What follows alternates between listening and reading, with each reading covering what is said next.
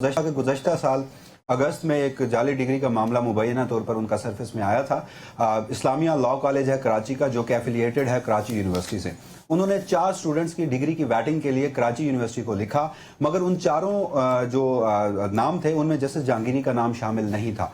जो इस्लामिया का जो कराची यूनिवर्सिटी का सिंडिकेट है, उन्होंने खुद से फैसला किया कि इस डिग्री की भी वैटिंग की जाएगी, जिसके लिए एक अनफेयर मीन्स के हवाले से एक कमेटी तश्कील दी गई। कमेटी ने जस्टिस जहांगीरी की डिग्री को कैंसिल कर दिया इस नुक्ते पर कि मुबैना तौर पर यह डिग्री जाली है। वो मामला जो मुख्तलिफ वकला हैं उनकी जानिब से सिंध हाई कोर्ट में चैलेंज किया गया। पहली समाअत पर सिंध हाई कोर्ट ने जस्टिस जहांगीरी को इस नुक्ते पर रिलीफ दिया कि एक तो ये मामला अदलिया की आज़ादी से मुतालिक है, और दूसरा कमेटी ने जस्टिस जहांगीरी को सुना नहीं, उन्हें बुलाया नहीं। ये इंसाफ का जो तकाजा है, आइन का आर्टिकल 10A है, मुनसिफाना हक समाअत, वो नहीं फराहम किया गया। लिहाजा यूनिवर्सिटी को मजीद कार्रवाई से रोकते हुए हुक्म इम्तनाअ जारी कर दिया गया था, जिसके बाद वो जो जज साहब हैं वो सुप्रीम कोर्ट ऑफ पाकिस्तान में एलिवेट होकर आ गए। उसके बाद रेगुलर बेंच जो है वो मुख्तलिफ 2 से 3 उसने समातें की। इस मौके पर जो वफाकी हुकूमत थी उनका बार बार ये मौकफ था कि अब यूं आईनी बेंच बन चुका है सिंध हाई कोर्ट में भी, तो ये मामला जो है वो आईनी बेंच सुने। अब गुज़श्ता हफ्ते इसकी आखिरी समाअत हुई थी, जो कि 30 तारीख तक मुलतवी की गई थी। वो रेगुलर बेंच सुन रहा था, मगर फिर वफाकी हुकूमत की जानिब से एक दरखास्त दायर की गई और कहा गया कि ये अर्जेंसी का मैटर है, चूंकि इसमें HEC की जो सेंटिटी है वो स्टेक पर है और इस सिलसिले में जल्द समाअत भी हो और दूसरा ये आईनी बेंच भी करे। तो हैरानकुन तौर पर आज एक तहरीरी हुक्मनामा जो है वो सामने आया, जिसमें जो आईनी बेंच के सरबराह हैं उन्होंने इस केस की समाअत की और इस केस को रेगुलर बेंच से अपने ही आईनी बेंच में समाअत के लिए मुकर्रर किया, जो कि कल 2 रुकनी बेंच जो है इस मामले पर समाअत करेगा। और इस पर एक डेवलपमेंट इस सूरत में भी सामने आई कि जस्टिस जहांगीरी की जानिब से इस दरखास्त में इंटरवीनर यानी कि फरीक बनने का जो एक दरखास्त है वो भी दायर की गई है। और हमारी इतलात ये है कि जस्टिस जहांगीरी कल खुद सिंध हाई कोर्ट में इस हवाले से पेश भी होंगे।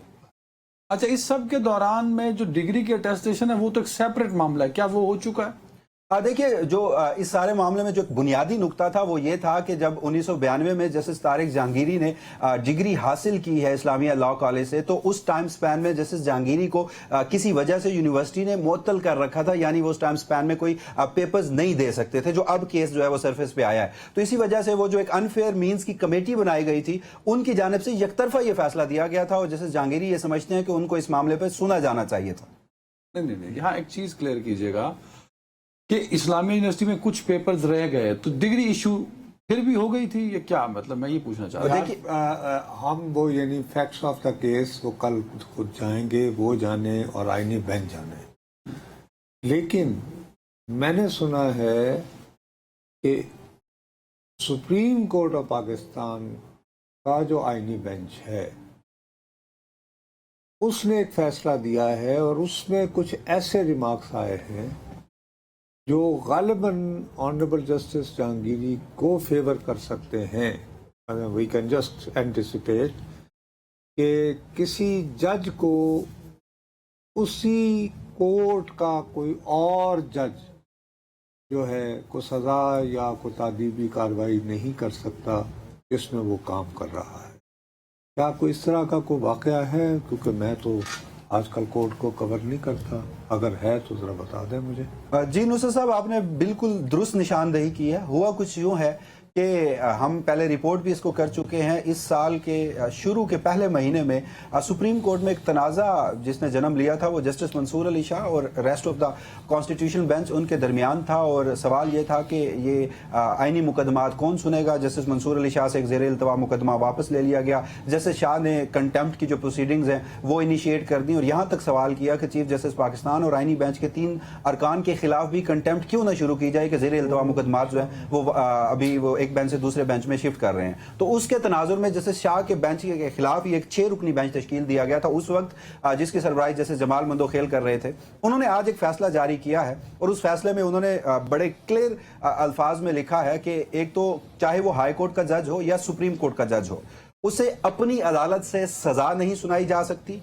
वो जज अपनी ही अदालत को जवाबदेह नहीं है, और कोई हाई कोर्ट हो या सुप्रीम कोर्ट वो अपने ही जज के खिलाफ आईनी रिट जो है वो जारी नहीं कर सकती, उसके खिलाफ कोई कार्रवाई नहीं कर सकती। और उन्होंने आईने पाकिस्तान की तशरीह करते हुए कहा कि ये एक इस्टेब्लिश्ड फैक्ट है कि ऐसा कतन नहीं किया जा सकता। लिहाजा उन्होंने, अब इसमें दिलचस्प बात यह है कि जस्टिस जहांगीरी का मामला जो है वो इस वक्त तो ज़ेर बहस है, لیکن جس مقدمے میں یہ لکھا گیا ہے اس میں ہائی کورٹ کے کسی جج کا ذکر نہیں تھا، وہ معاملہ سپریم کورٹ کا اندرونی تھا۔ جی جی۔ لیکن ججز نے پھر آج جو جسٹس جمال کا ایک تحریری فیصلہ تفصیلی 11 صفحات کا آیا، اور وہ ایسے موقع پہ آیا جب کل کے روز سماعت بھی اور ہے۔ یہ بتائیے کہ یہ اقلیتی فیصلہ تو نہیں ہے، مثلا یہ پورا فیصلہ ہے اکثریتی؟ جی بالکل، یہ پورا اکثریتی فیصلہ ہے۔ 6 رکنی بینچ تھا، 2 ججز نے جزوی حصے سے اختلاف ضرور کیا تھا، لیکن یہ 4 ججز کا فیصلہ ہے، اور اس میں انہوں نے لکھا ہے کہ صرف سپریم جوڈیشل کونسل ہی کارروائی کر سکتی ہے۔ لیکن اہم بات یہ ہے کہ جسٹس جہانگیری نے جو